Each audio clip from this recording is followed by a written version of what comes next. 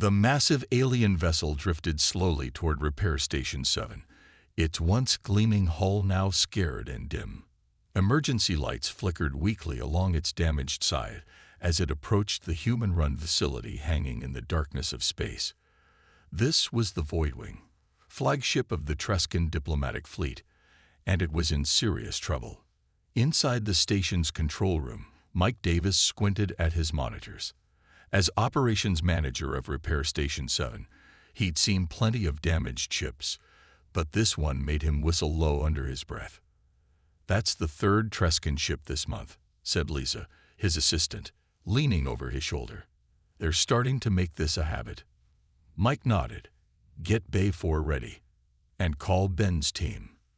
They're going to need the heavy equipment for this one." The Voidwing's captain, a tall blue-skinned alien named Korath, stepped through the airlock 2 hours later. His large eyes blinked rapidly in the station's bright light as he approached Mike.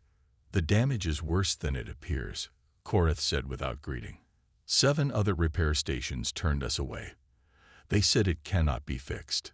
His voice translator couldn't hide the worry in his tone. Mike smiled. "Well, you've come to the right place then.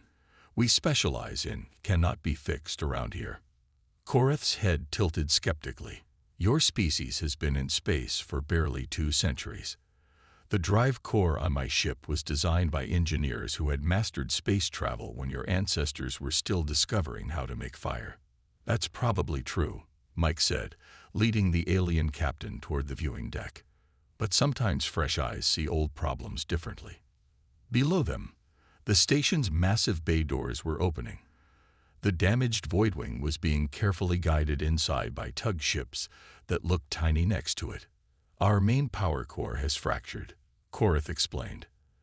"The crystal matrix is destabilizing. According to our engineers, the damage pattern is beyond repair." Mike watched as Ben's team was already assembling around the ship, equipment moving into place with practiced efficiency. "Ben Carson is our lead engineer," Mike said. 20 years fixing everything from Earth shuttles to Xanthari High ships. If anyone can solve your problem, it's him." Inside the massive ship, Ben studied the pulsing crystal core with obvious fascination. The room around him hummed with dangerous energy as the alien engineers kept their distance. "We have tried everything," said the Trescan chief engineer. "The fracture pattern spreads too quickly.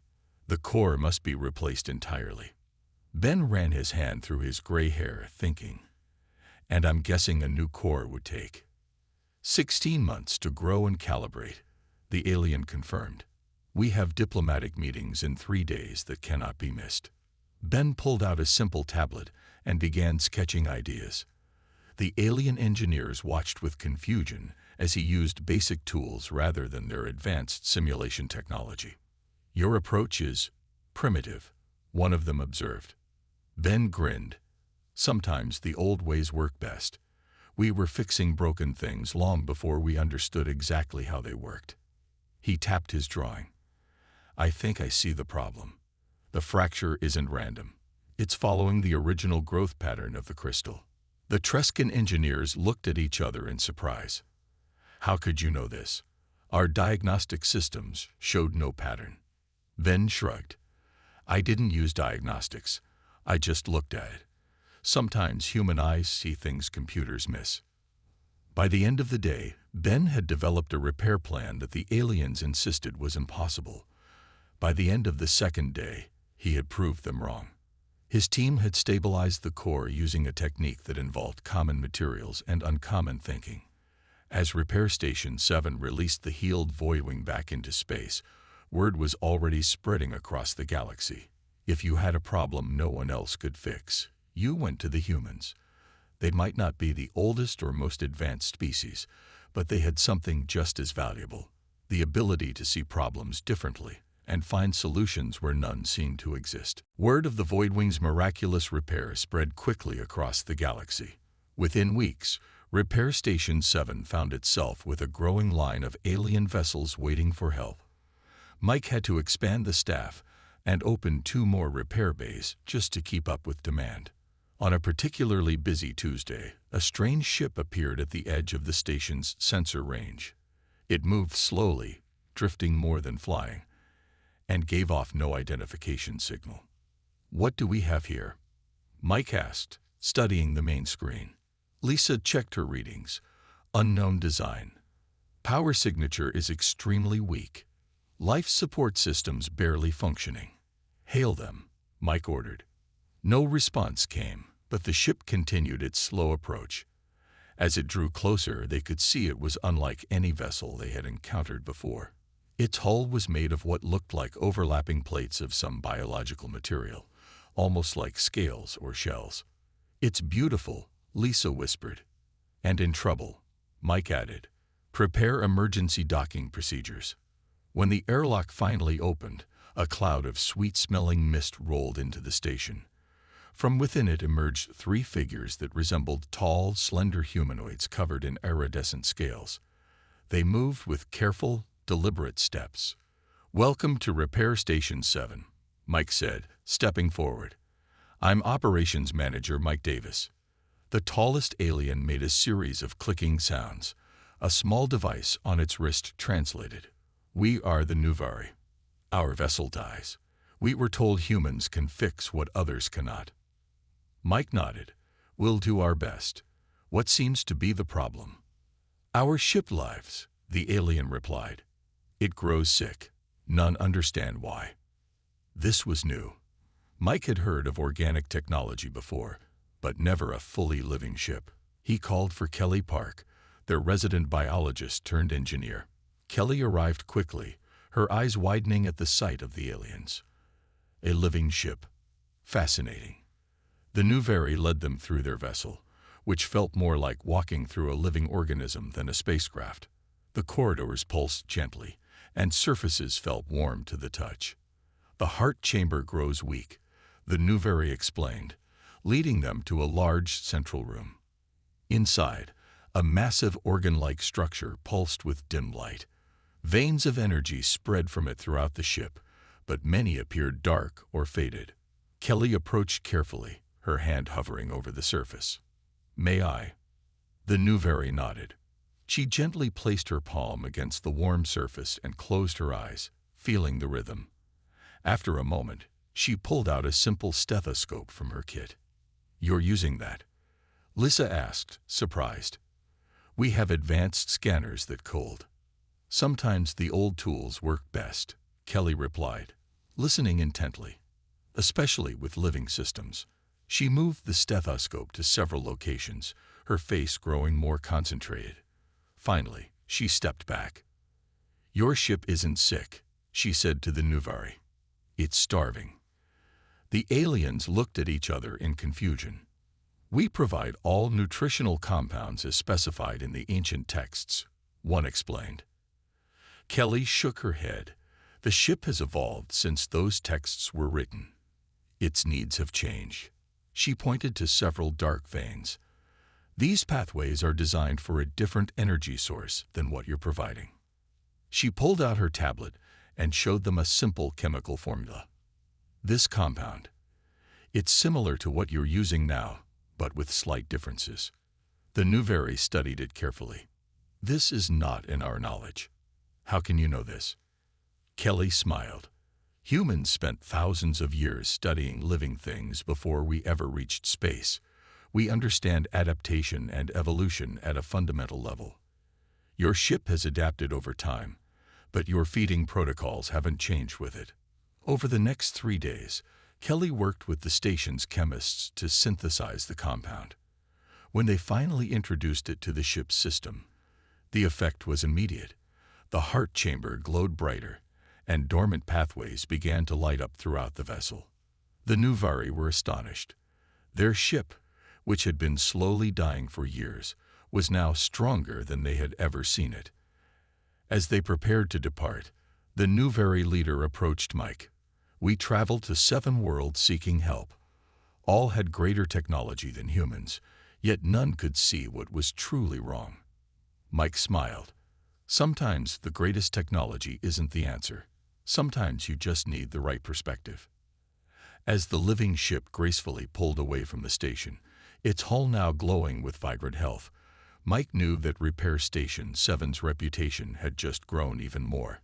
The humans' ability to understand both machine and living systems made them unique among the stars. 3 months after the Nouveri encounter, Repair Station 7 had become the busiest repair facility in this sector of the galaxy. Ships from over 30 different alien species arrived daily, many bypassing their own repair stations to seek human help. On this particular morning, the station's alert system blared unexpectedly. "Emergency incoming," Lisa called out. "Large vessel on approach, multiple system failures." Mike rushed to the control room. On the main screen, a massive ship tumbled through space, clearly out of control. It was at least 3 times larger than anything they had serviced before. "That's a Graxian warship," one of the technicians said with awe. "They never leave their territory." The Graxians were known throughout the galaxy as a highly advanced but extremely isolated species. Their technology was legendary, but they shared it with no one. "They're hailing us," Lisa reported. The screen flickered to show a rigid metallic face. The Graxian commander's voice came through as a series of sharp tones that the translator converted to words. "Human station. Our primary systems have catastrophically failed. We require immediate assistance." Mike nodded. "We'll help. Prepare for emergency docking." The massive ship barely fit into their largest bay. When the airlock opened, a group of tall, armored figures strode out. The Graxians looked almost robotic, their bodies covered in what appeared to be living metal. The commander stepped forward. "I am First Sentinel Kren. Our situation is dire." Ben was called to assess the damage. Inside the Graxian ship, he found himself surrounded by technology far beyond human understanding. The engine room contained a swirling mass of energy that seemed to exist in multiple dimensions at once. "This is our infinity core," Kren explained. "It powers all systems and maintains our ship's dimensional stability. It has never failed before." Ben studied the shifting energy patterns. "What exactly is happening?" "The core is collapsing in on itself," another Graxian engineer explained. "It will create a dimensional rift that will destroy this entire region of space in approximately 10 hours. Ben whistled. No pressure then. He called for Rob Jones, the station's physicist. Rob was unusual even among the repair team. He had abandoned a promising academic career because he found practical problems more interesting than theoretical ones. Rob entered the engine room and immediately began taking readings with his handheld scanner. "Fascinating. The energy isn't collapsing. It's being pulled somewhere." The Graxians looked at each other in confusion. "That is impossible," Kren stated. "The core is a closed system." Rob shook his head. "Not anymore." He pointed to what looked like an ordinary section of the engine housing. "There's a microfracture here, at the quantum level. It's creating a tunnel to another dimension." The Graxian engineers rushed to verify his findings with their advanced equipment. After several minutes, they turned to him in shock. "You are correct, but our instruments should have detected this." Rob shrugged. "Your instruments were designed to look for known problems. This is something new. Can it be repaired?" Kren asked. Rob thought for a moment. "Not in a conventional way. The fracture exists across multiple dimensions." He turned to Ben. "We need to think differently about this." For the next 5 hours, Rob and Ben worked with materials from both the human station and the Graxian ship. They created what Rob called a dimensional patch, a bizarre combination of earth metals and alien compounds that shouldn't have worked according to either human or Graxian science. "This defies all known physical laws," one Graxian engineer protested. "Maybe," Ben replied as he prepared to apply the patch. "But sometimes the universe doesn't read our textbooks." When they activated the patch, the energy core stabilized almost immediately. The swirling patterns returned to their normal state, and the ship's systems came back online one by one. Kren approached Mike in the control room as the repairs were being finalized. "Your engineers solved in hours what our best minds claimed was unsolvable. the Graxian said. How is this possible? Mike smiled. Humans are newcomers to space. We don't have thousands of years of established knowledge telling us what's impossible. Sometimes that's an advantage. As the Graxian warship prepared to depart, Kren made an unprecedented announcement. The Graxians would establish formal relations with human repair stations and share selected technologies in exchange for human problem-solving expertise. Repair Station 7 had just changed the course of galactic politics simply by fixing the unfixable. 1 year after the Graxian incident, Repair Station 7 had grown into something far beyond its original purpose. What had started as a simple maintenance outpost was now a sprawling complex with 12 massive repair bays, specialized workshops, and a permanent staff of over 300. Mike stood at the observation deck, watching the activity below. The station now had a waiting list of ships that stretched for weeks. Some alien vessels traveled enormous distances just for human repairs, bypassing countless repair facilities run by their own kind. "Sir," Lisa called from behind him, "the Central Space Authority is on the line." Again. Mike sighed. Earth's governing body for space operations had been increasingly concerned about the station's rapid growth and influence. "I'll take it in my office." On the screen, Admiral Wilson's stern face appeared. "Davis, your station is causing diplomatic incidents across 3 sectors." "We're just fixing ships, Admiral," Mike replied. "You're doing far more than that. The Tellarates are filing formal complaints because their engineering guilds are losing business. The Moxarians claim you're stealing their technological secrets. And the Graxians, for heaven's sake, are requesting a permanent human engineering team on their homeworld." Mike tried not to smile. "I can't help it if we're good at what we do." The Admiral's expression softened slightly. "The President wants me to understand what's happening out there." "What's your secret, Davis? How are humans outperforming species with thousands of years more technological experience?" Before Mike could answer, an emergency alert sounded. He glanced at his secondary screen and saw a small ship approaching at high speed. "I need to handle this, Admiral. I'll send you a full report." The approaching vessel was unlike anything they had seen before. It appeared to be made entirely of light and energy, with no solid components visible. "Get Ben and Rob up here," Mike ordered. By the time the strange ship docked, half the station's senior staff had gathered to see it. From the airlock emerged a being that seemed to be composed of pure luminescence, a humanoid figure of swirling light. "I am Ilara," the being said, its voice creating harmonic patterns in the air. "Last guardian of the luminary. I have traveled 9,000 light-years seeking your help." Mike stepped forward. "Welcome to Repair Station 7. What seems to be the problem?" "My vessel is the last of its kind," Ilara explained. "It houses the collected knowledge of my civilization, which passed beyond physical form eons ago. The energy matrix is failing. If it collapses, 15 million years of knowledge will be lost forever." Ben ran initial scans on the lightship. "This technology, it's not just advanced, it's practically magical. The energy patterns are self-sustaining, but incredibly complex." "Can we help?" Mike asked quietly. Ben looked uncertain for the first time since Mike had known him. "I don't know. This is beyond anything we've encountered." Word of the luminary ship spread quickly through the station. Engineers, technicians, and specialists gathered to offer ideas. Even the crew from a Tellarate cargo ship currently being repaired joined the discussion. After hours of debate, it was actually Emma, one of the station's newest and youngest technicians, who proposed the solution. "The problem isn't technical," she said, studying the energy readings. "It's philosophical." Everyone turned to look at her. "The ship wasn't built to be fixed," she continued. "It was designed to evolve. But it's stuck in a pattern because it has no new input. It needs fresh perspectives, new knowledge to process." Ilara's light form pulsed brighter.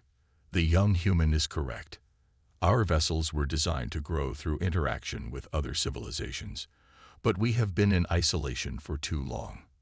Over the next few days, representatives from every species currently at the station contributed knowledge to the luminary vessel: art, science, philosophy, history.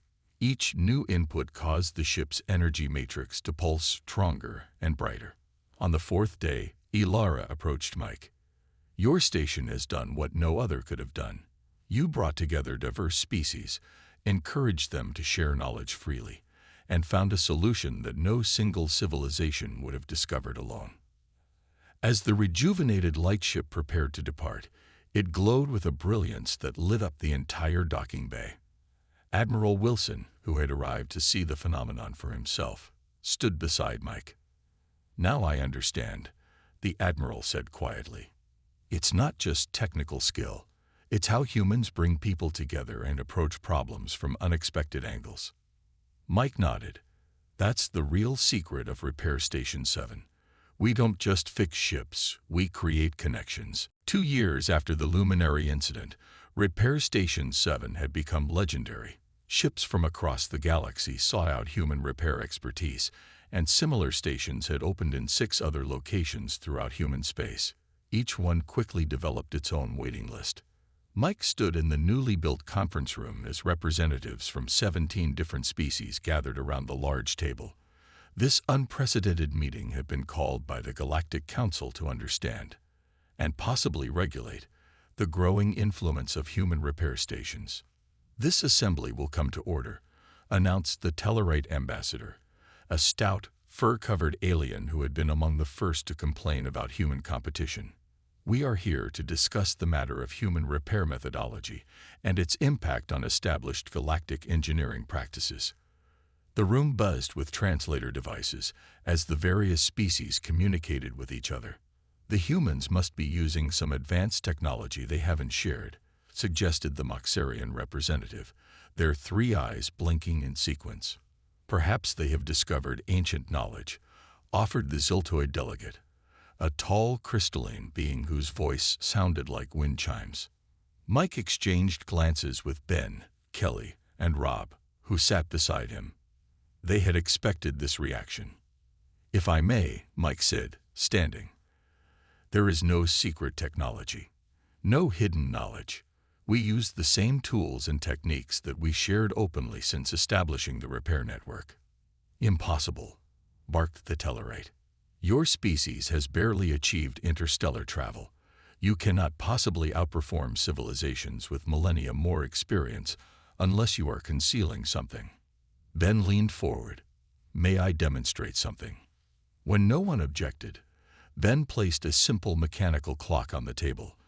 It was an antique pocket watch, with gears and springs visible through a glass casing. "This is primitive human technology from over 300 years ago," he explained. "I've made a small modification. Can anyone tell me what's wrong with it?" The alien representatives studied the device with their various scanning technologies. "The balance wheel is misaligned by 0.05 degrees, said the Moxarian eventually. "The mainspring tension is 2.3% below optimal," added the Graxian. "Both correct," Ben nodded. "Now who can fix it?"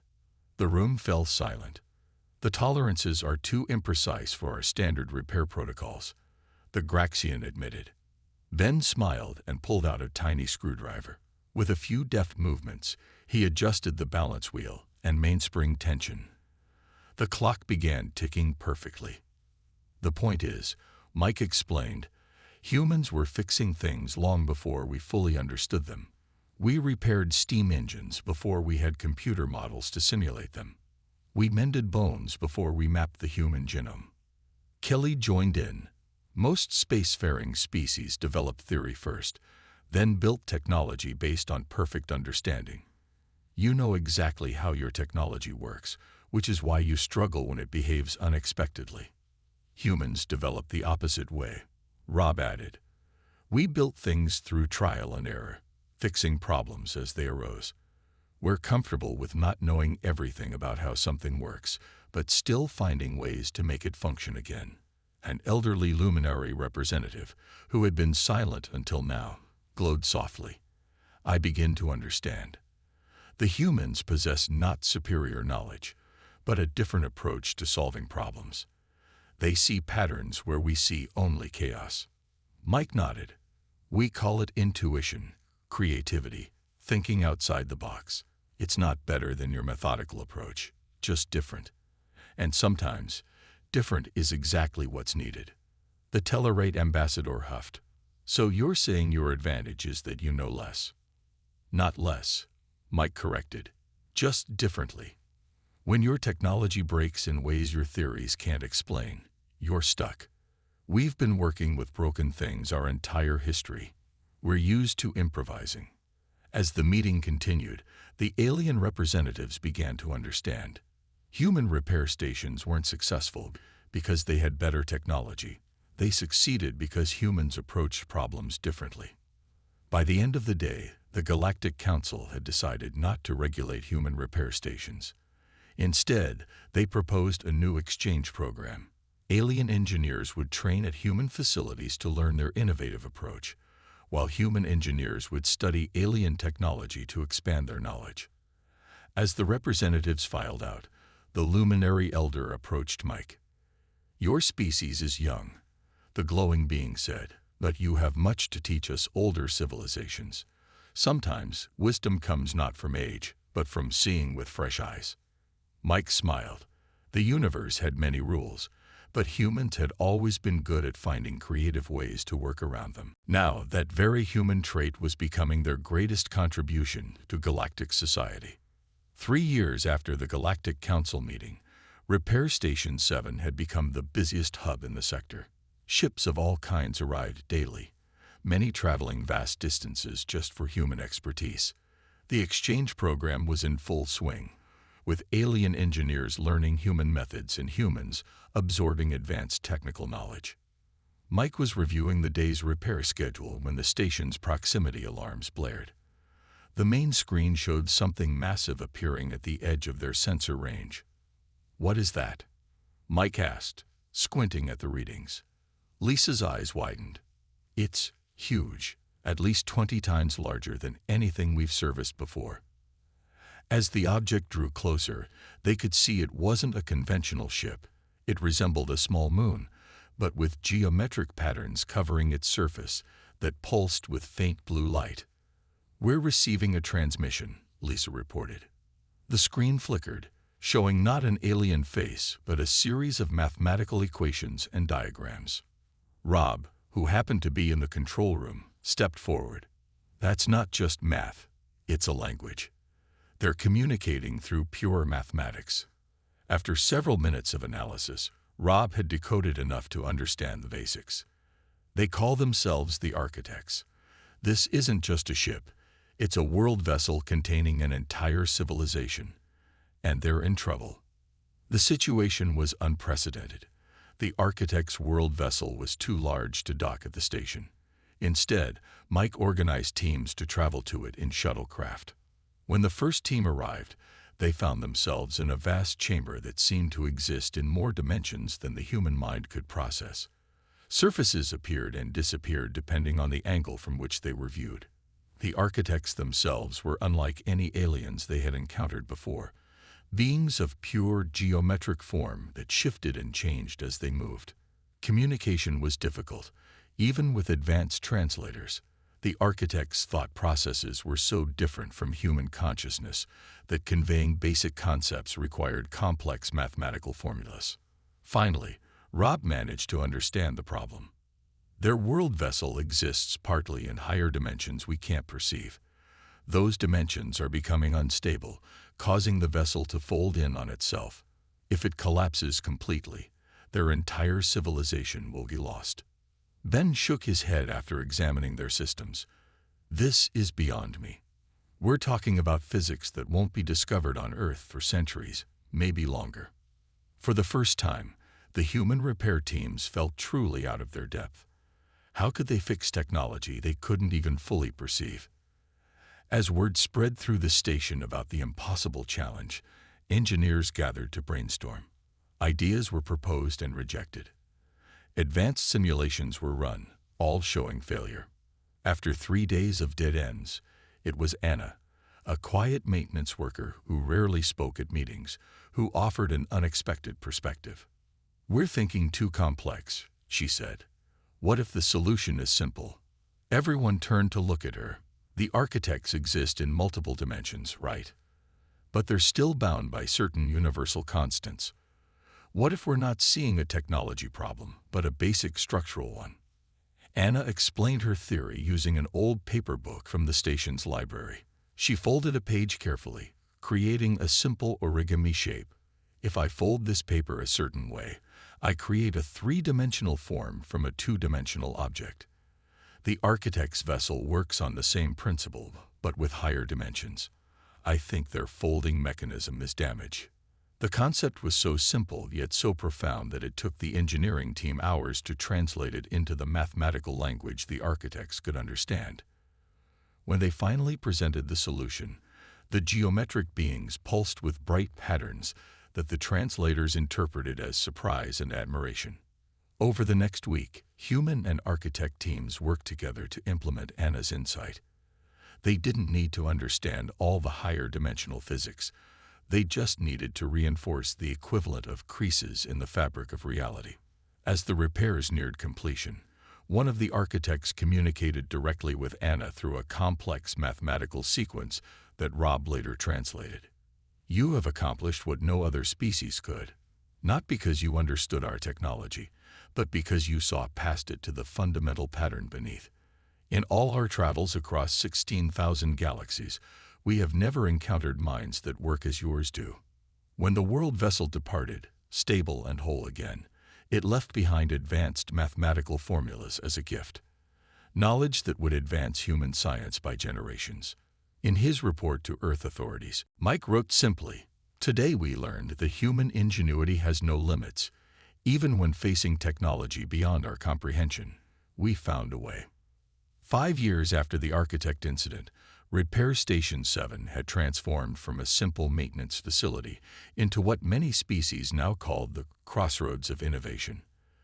The original structure had been expanded numerous times and now formed the center of a sprawling complex that hosted not just repair bays, but research facilities, cultural exchange centers, and even a permanent diplomatic mission. Mike stood on the observation deck of the new command tower, watching ships of all shapes and sizes move around the station. What had started as his small repair outpost had become one of the most important locations in this part of the galaxy. "Hard to believe it all began with one broken Trescan ship," Lisa said, joining him at the window. Mike nodded. "Never thought fixing things would change interstellar relations." A soft chime indicated an incoming transmission. The main screen activated to show Admiral Wilson, now promoted to head of the United Earth Space Command. "Davis, congratulations on the 5th anniversary of the Galactic Repair Accord."